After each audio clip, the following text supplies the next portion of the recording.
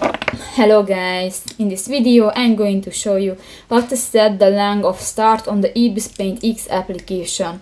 But first of all, I just want to mention, please don't forget to subscribe to our channel, because at 100,000 subscribers we are going to show you our YouTube revenue statistics and growth strategy, how to make money online.